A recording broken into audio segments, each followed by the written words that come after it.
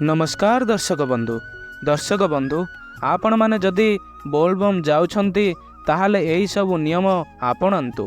एही नियम मानिले भगवान भोलानाथଙ୍କ आशीर्वाद आपणको उपरे सबुदिन रहिबो।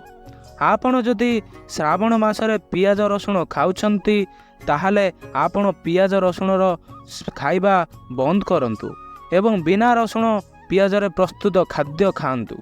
आउ आपण माने जदि पियाज रसुण खाइबा बंद करि पारु नाहंती ताहाले आपण सोमवार दिन पियाज रसुण खाआंतु नाही।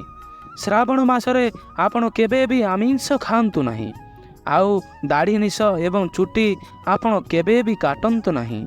आपण जदि दाढ़ी निश काटंती ताहाले महादेवंको कोपदृष्टि आपणको उपरे पड़ी पारे। आपण माने जानी रखंतु जो माने बोलबम जाउछंती से माने श्रावण मासरे केबे भी तेल लगाइबे नाही। श्रावण मासरे स्वामी स्त्री को मिलन निषेध होइथाए। आउ क्षीर पीबे भी निषेध होइथाए। आपण माने केबे भी श्रावण मासरे क्षीर पीबे नाही काहेकि ना महादेवंग ठारे क्षीर अभिषेक होइथाए। आमे जदि श्रावण मासरे काउडी व्रत करी क्षीर पीबा तेबे आमको बहुत पाप लगी थाए। तेणु दर्शक बंधु जो माने श्रावण मासरे काउडी भार नेउछंती से माने एही नियम को निश्चिंत पालन करंतु। भगवान शिवंक कृपा दृष्टि आपणको उपरे सबुबेले बनी रहिबो। जो माने एही वीडियो को देखुछंती मु भगवान शिवंक आगरे प्रार्थना करुछि कि से मानक मनोकामना पूरण हेउ।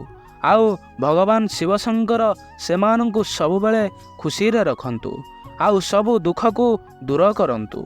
तेणु बंधुगण आपण मानकु ये वीडियोटी किपरि लागिला मते कमेंट माध्यम रे जणंतु एवं वीडियोटी पसंद आस्तिले वीडियो गोटे लाइक करंतु एवं सांग मान पाखकु शेयर करंतु।